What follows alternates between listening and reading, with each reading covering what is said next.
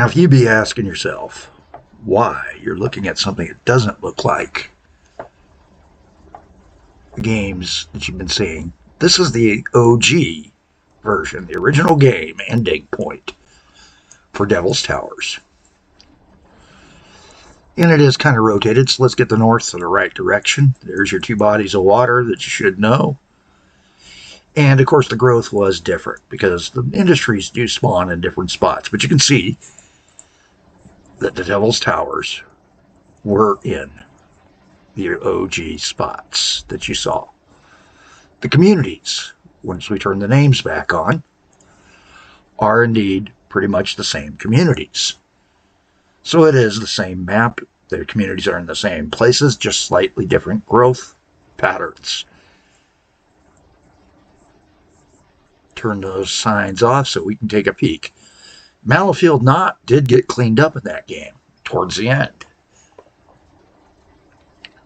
as it was all converted to monorail. And monorail is probably what made it so that he could make that much money. I shouldn't say he, I. This was a Kelly Jack game.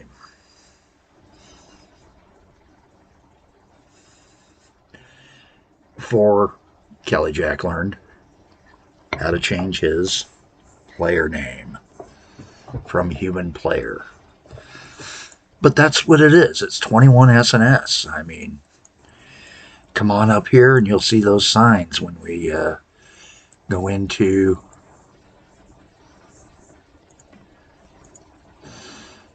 there's the dispatch yard. What do you know? 21 SNS. It's a much different game. The yard, of course, terrible design. Terrible design. Everything still with single lines for the most part. Very few double lines being utilized. Slightly better throughput on the coal because the coals were upgraded.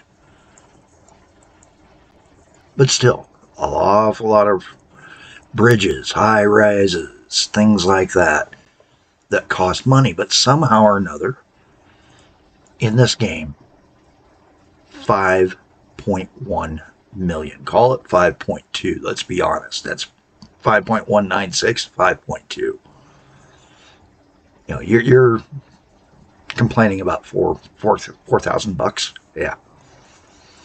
Call it 5.2 nearly.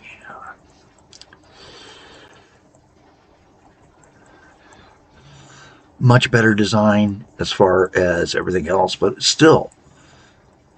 So in this matter, what we're looking at is how this city compares in the main knot sections to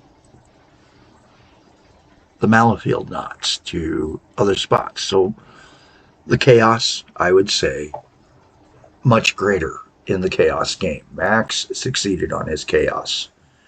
At the same time, we'll take a look at this game again when we compare it to other maps. But part of that is where industry grew.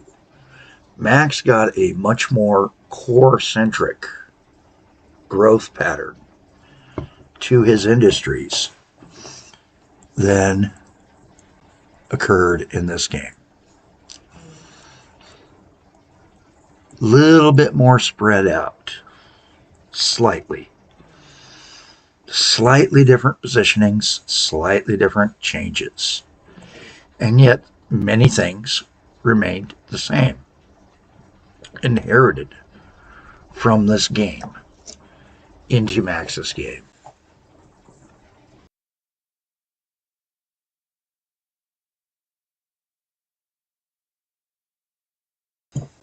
Max Chaos obviously didn't have as big of cities because look at how well that growth was.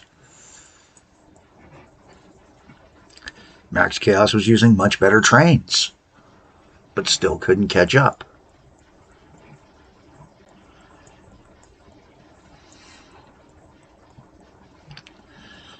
Max Chaos had some cleanups occur or the OG games. Some cleanups occurred, especially at the steel mill. Turn back on those labels for a moment.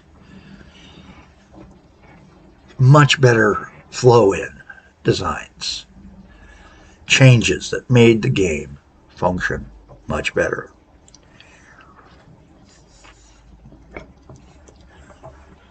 Fewer tunnels, and where they were better thought out. Fewer builds within the city. Didn't try to keep up with the city, just let it grow and kept his core stops, never really expanding his service to serve all the growth at that endpoint. But not always. Ashwell kept getting served, and a few of the other cities kept getting served. The trucks, the dump trucks, visible in all their motions, moving around, doing ground to road relays where rail was used in the other. So, slightly different gaming philosophy, slightly different outcome to the game. Slightly? No. Huge difference in the outcome. It is pretty obvious that this was a much better played out game. Not perfect. Could have been better. But still, better played.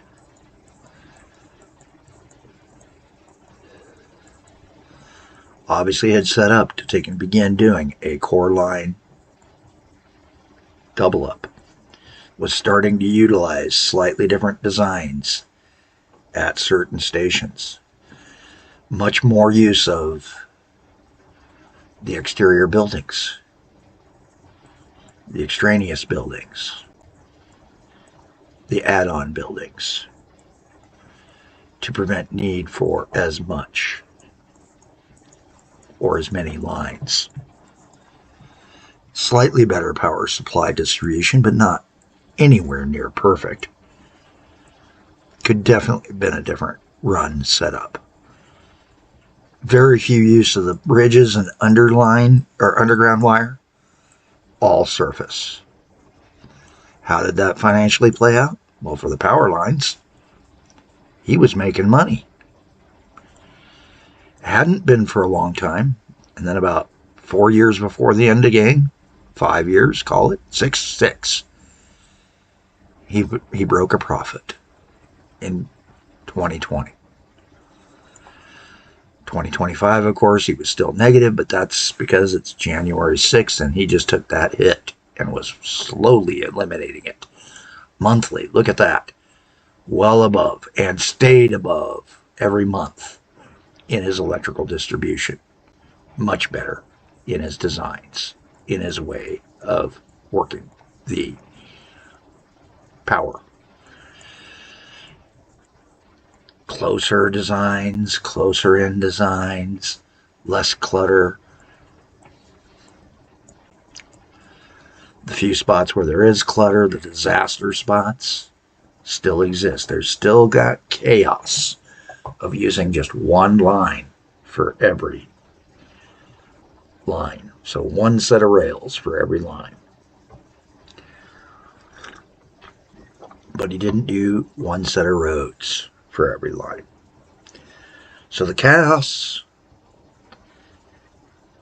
when you're considering on your vote, because it is up to the viewers to choose who for style, for within the rules of clean it up versus make it more chaotic, who wins. These are the things to consider. Over here, we have less chaos, but more industries spawned in this area for Max Chaos.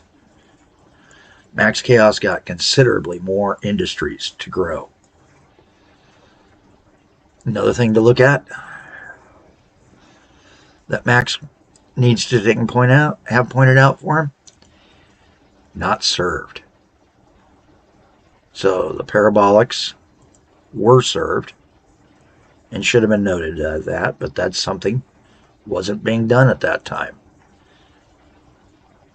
The scrapyards, 3 scrapyards, that was it. And scrapyards, as we found out, money losers. He's got a trolley barn sitting in the middle of nowhere doing nothing with a trolley sitting in it. Tram depot, I'm sorry, but trolley to us Americans. Cities that grew the way they should into strips or clusters, the T shape, much better, and again, much greater density.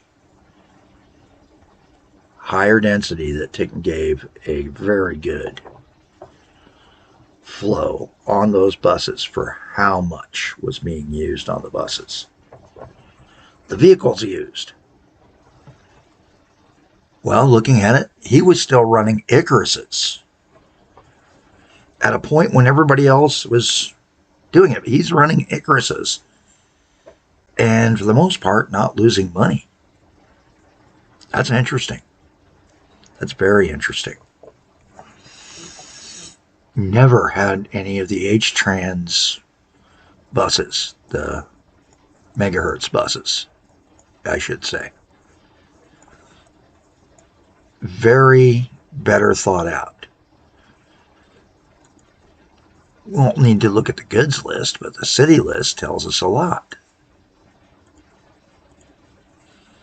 Mallowfield grew to 14,000. New Cross to nearly 10. Rendon to 8. Pollingfield was 8. Ashlock was 8. Spring Cross was 7. Springmouth 7. Brenton near 7.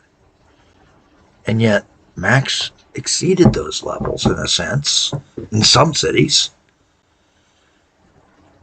A couple of towns got renamed.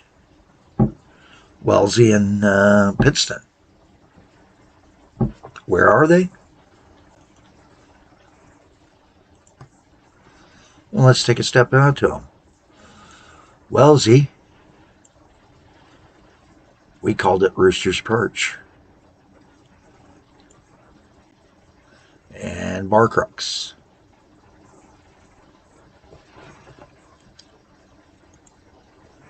Pittston.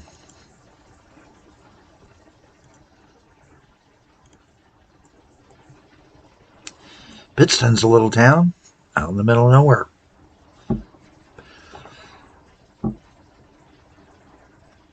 I think there is a town that way in the other map. We'll have to see. So things were starting to take and clean up.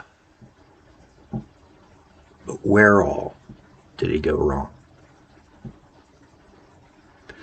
So this being your look at the map, and again, turn off all the labels so you can kind of see that transit network. I'll zoom in one step.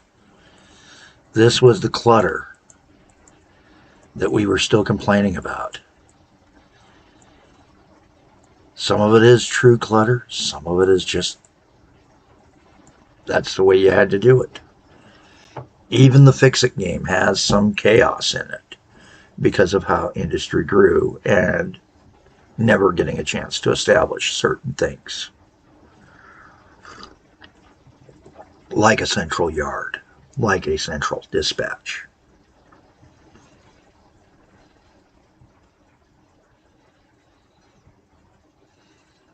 It's an interesting look. Let's take a peek now at how Max Chaos went. And this is the wrap. Episode 80, the wrap for our friend. We're going to write down those numbers. Prof. The goal was 5.196 or greater.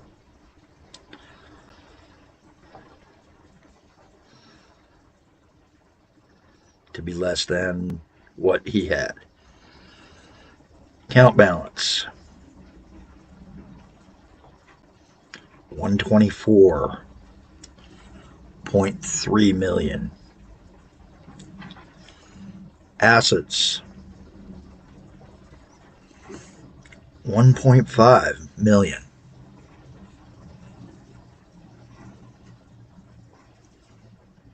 Net wealth 125.84. I'm not going to look at the cash flow.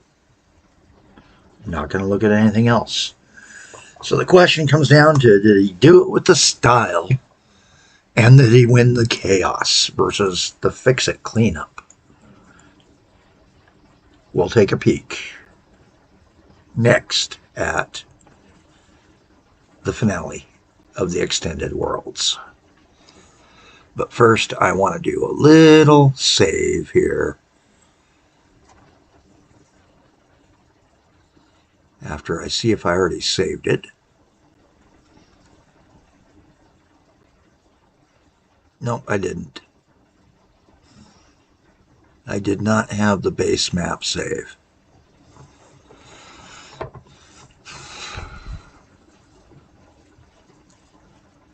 We'll just come back to this.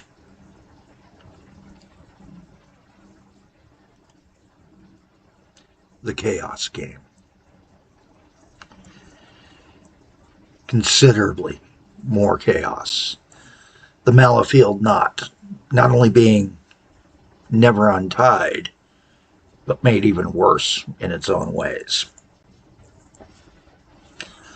The various float arounds and delivery points.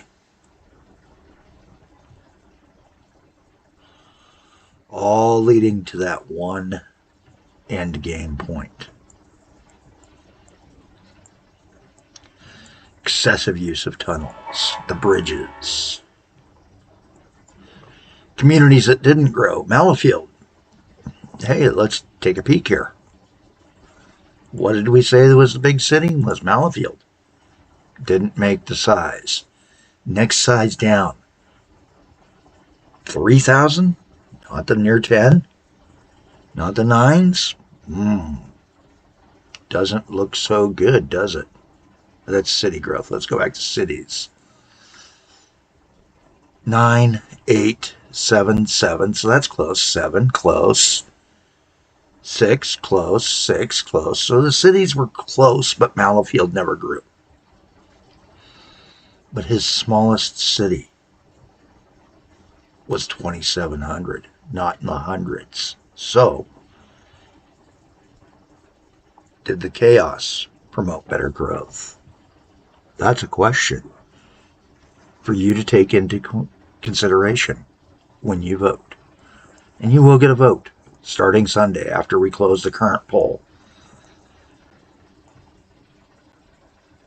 Springmouth and the chaos around it. However, this is nowhere near as chaotic.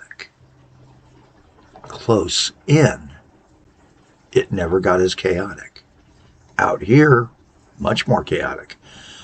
But we're also not serving as much. There's not as many platforms being built, which means the growth of that refinery was stifled in some way through the chaos or through the lack of service levels under that chaos.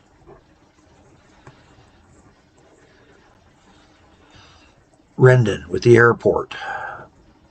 Far different cry from the other game. The iron mine that dropped in out of the blue at the end never served, but scrapyards didn't get served, and I'm fair certain at least one of those dropped in towards the end. A secondary set of messes around one of the new refineries. A bigger tangle. A power grid, similar to in nature but more complex. Our little town out here did not really exist. Or did it?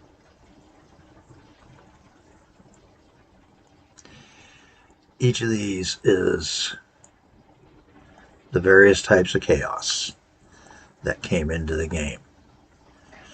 A far more complex game because of the use of other types of transport not used in the previous game, such as the canals and the watercraft.